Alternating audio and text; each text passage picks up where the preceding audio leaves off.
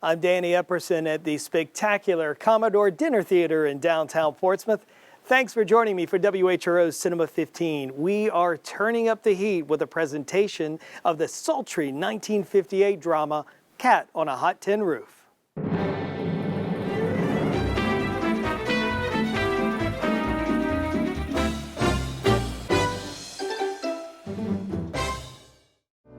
Cat on a Hot Tin Roof is based on the Pulitzer Prize-winning play by Tennessee Williams. The play premiered in New York in 1955.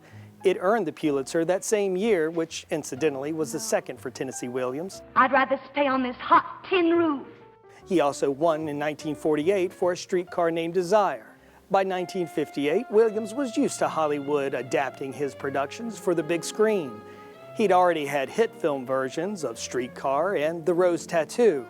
But Cat on a Hot Tin Roof would be his biggest movie yet. The film tells the story of a dysfunctional Southern family who come together to celebrate the 65th birthday of their father, a wealthy Mississippi landowner. Paul Newman stars as Brick, an alcoholic ex-football player who spends his days drinking and rejecting his wife Maggie, played by Elizabeth Taylor.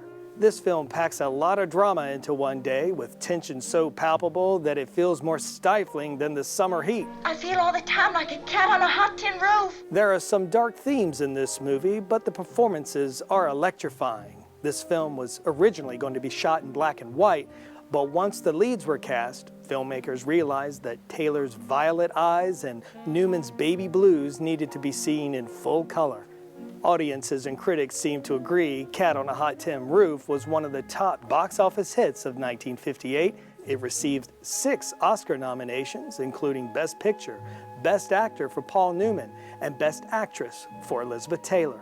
Unfortunately, Cat on a Hot Tin Roof may have been too controversial for the Academy voters because it didn't take home a single Oscar. I'll be back after the movie to explain that controversy, but for now, hit the lights.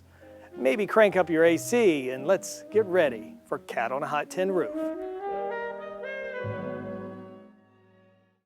That was a truly amazing film. Now, the writing, the story, the dialogue, and of course, Paul Newman and Elizabeth Taylor. However, Tennessee Williams was not too happy with this adaptation of his award-winning play. His original story included a much different relationship between Brick and his friend Skipper. Strict censorship known as the Hays Code forced filmmakers to take out all references to homosexuality and drastically changed the ending of the original play. Newman had accepted the role thinking that the film would be a faithful adaptation of the original and was reportedly disappointed by the rewrites. Taylor's husband, Mike Todd, encouraged her to take this role and even negotiated her contract. Sadly, he would never see her performance.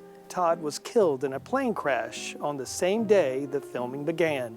Remarkably, Taylor returned to the set 3 weeks later and asked to start shooting her scenes immediately. Her courage paid off, and she was praised as the driving force of this film. Everybody keeps hollering about the truth. It's hard to imagine anyone but Taylor playing Maggie the cat, but I'm going to tell you anyway. The filmmaker's first choice for Brick and Maggie, James Dean and Grace Kelly. That would have been a much different movie, but fate took Dean and Kelly down different paths, and 2 young actors, Newman and Taylor, got their chance to make cinema history. I'm Danny Epperson, and I'll see you next week for WHRO Cinema 15 and another classic movie.